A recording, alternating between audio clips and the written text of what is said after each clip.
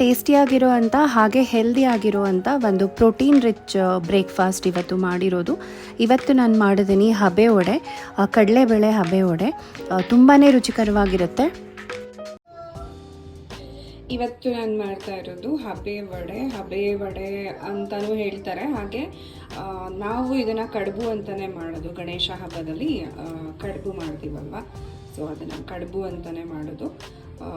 So ಅದಕ್ಕೆ ನಾನು ಕಡಲೆಬೇಳೆ ಹಾಕ್ಕೊಂಡಿದ್ದೀನಿ 1 ಪಾವಷ್ಟು.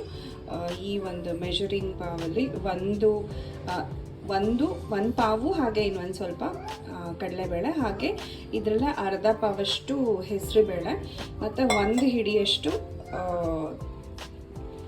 ಅಕ್ಕಿ. ಇದನ್ನು ಒಂದು 2 ರಿಂದ 3 ಗಂಟೆ ನೆನೆಸಿರೋದು. ಇವಾಗ ನೆನೆಸಿರೋದಾಗಿದೆ. ಹಾಗೆ ಇದನ್ನು ಸ್ವಲ್ಪ ನೀರು ಸೋರ್ಲಿಕ್ಕೆ ಅಂತ ಹಾಕಿದ್ದೀನಿ. ಸೊ ಇವಾಗ ಇದನ್ನು ಗ್ರೈಂಡ್ ಮಾಡಬೇಕು. ಈಗ ಇದು ಒಂದು 3 ಮೀಡಿಯಮ್ ಸೈಜ್ ಈರುಳ್ಳಿನ ಕಟ್ ಮಾಡ್ಕೊಂಡಿದ್ದೀನಿ. ಇವಾಗ ಇದನ್ನು ಗ್ರೈಂಡ್ ಮಾಡ್ಕೊತೀನಿ. ಸ್ವಲ್ಪ ದಪ್ಪನೇ ಕಟ್ ಮಾಡ್ಕೊಂಡಿದ್ದೀನಿ, ಯಾಕಂದರೆ ಗ್ರೈಂಡ್ ಮಾಡ್ಕೊಳ್ಳೋಕ್ಕಂತ. ಇಲ್ಲ ಅಂತ ಹೇಳಿದ್ರೆ ಈರುಳ್ಳಿನ ನೀವು ಚಾಪರಿಂದನೂ ಕಟ್ ಮಾಡ್ಕೋಬೋದು, ತುಂಬ ಸಣ್ಣ ಬೇಕಾಗುತ್ತೆ.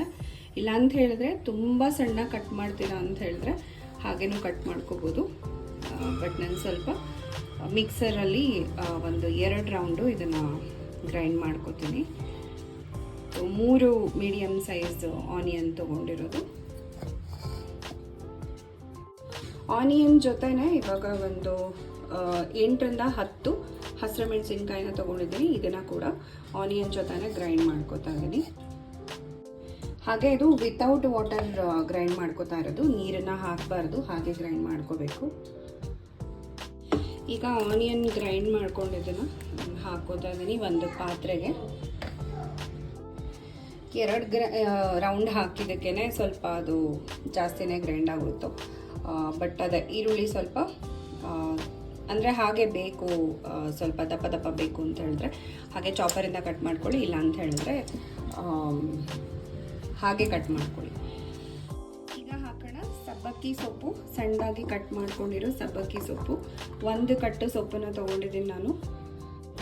ಹಾಗೆ ಸ್ವಲ್ಪ ಕೊತ್ತಂಬರಿ ಸೊಪ್ಪು ಸಣ್ಣದಾಗಿ ಕಟ್ ಮಾಡಿ ಹಾಕ್ತಿರೋದು, ಯಾಕಂತ ಹೇಳಿದ್ರೆ ದಪ್ಪ ಇದ್ರೆ ಚೆನ್ನಾಗಿರಲ್ಲ. ಈಗ ಮತ್ತೆ ಗ್ರೈಂಡ್ ಮಾಡ್ಕೊಳ್ಳೋಕ್ಕೆ ಅರ್ಧ ಬೌಲಷ್ಟು ತೆಂಗಿನಕಾಯಿ ತುರಿ ಹಾಕ್ಕೋತಾ ಇದ್ದೀನಿ. ಈಗ ತೆಂಗಿನಕಾಯಿ ಒಳಗಡೆ 1 ಟೇಬಲ್ ಸ್ಪೂನ್ ಜೀರಿಗೆನ ಹಾಕಿ, ಇದನ್ನು ಕೂಡ ನೀರು ಹಾಕ್ದಿರ ಹಾಗೇ ಗ್ರೈಂಡ್ ಮಾಡ್ಕೊಳ್ಳೋದು.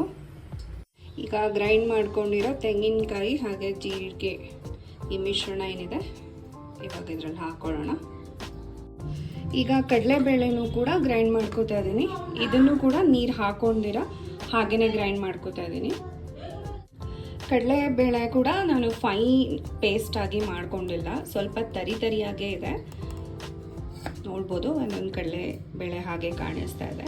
ಸೊ ಇವಾಗ ಇದನ್ನು ನಾನು ಈ ಮಿಶ್ರಣದಲ್ಲಿ ಹಾಕೋತೀನಿ. ರುಚಿಗೆ ತಕ್ಕಷ್ಟು ಉಪ್ಪನ್ನ ಹಾಕಿ ಇವಾಗ ಇದನ್ನು ಚೆನ್ನಾಗಿ ಕಲಸೋಣ. ಈಗ ಇಡ್ಲಿ ಬೇಯಿಸೋ ಪಾತ್ರೆಯಲ್ಲಿ ಒಂದು ಸ್ವಲ್ಪ ಆಯಿಲ್ನ ಹಾಕ್ತಾ ಇದ್ದೀನಿ ನಾನು. ನಾವು ಇಡ್ಲಿನ ಹೆಂಗೆ ಬೇಯಿಸ್ತೀವಲ್ಲ ಅದೇ ಥರನೇ ಇದನ್ನು ಬೇಯಿಸೋದು. ಹಾಗೆ ಇಡ್ಲಿ ಪಾತ್ರೆಯಲ್ಲಿ ಸ್ವಲ್ಪ ಕೆಳಗಡೆ ಎಣ್ಣೆ ಸವರೋದ್ರಿಂದ ಅಂಟಲ್ಲ. ಇಡ್ಲಿ ಆಗಿರ್ಬೋದು ಅಥವಾ ಈ ಥರ ವಡೆ ಬೇಯಿಸೋವಾಗಿರ್ಬೋದು, ಅದು ಅಂಟಲ್ಲ ಅನ್ನೋ ಒಂದು ರೀಸನ್ಗೆ ಎಣ್ಣೆನ ಹಾಕೋದು. ಇದನ್ನು ಸ್ಟಫಿಂಗ್ ಮಾಡಿ ಕಡುಬನ್ನ ಕೂಡ ಮಾಡ್ತೀವಿ ನಾವು. ಅದನ್ನು ಕಡುಬು ಅಂತಲೇ ಹೇಳೋದು ನಮ್ಮ ಕಡೆ, ಅಂದರೆ ನಮ್ಮ ಮನೆಯಲ್ಲಿ ಮಾಡೋದು. ಗಣೇಶ ಹಬ್ಬಕ್ಕೆ ಅದೇ ಕಡುಬನ್ನ ನಾವು ಮಾಡೋದು. ಸೊ ಇವಾಗ ಇದು ರೆಡಿಯಾಗಿದೆ. ಇದನ್ನು ಬೇಯಿಸಲಿಕ್ಕೆ ಇಡೋಣ. ಇದನ್ನು ಕೂಡ ಸೇಮ್ ನಾವು ಇಡ್ಲಿನ ಹೇಗೆ ಬೇಯಿಸ್ತೀವಿ 15 ರಿಂದ 20 ನಿಮಿಷ ಬೇಯಿಸ್ತೀವಲ್ಲ, ಅದೇ ಥರ 15 ರಿಂದ 20 ನಿಮಿಷ ಇದನ್ನು ಇವಾಗ ಬೇಯಿಸಬೇಕು. ಫಸ್ಟು ಅಲ್ಲಿ ನೀರು ಹಾಕಿರೋದು ಇಡ್ಲಿ ಪಾತ್ರೆಯಲ್ಲಿ ಅದು ಕಾಯಬೇಕು. ಕಾದ ನಂತರ ಇವಾಗ ಇದನ್ನು ಇಟ್ಟು 15 ರಿಂದ 20 ನಿಮಿಷ ಇದನ್ನು ಬೇಯಿಸೋಣ.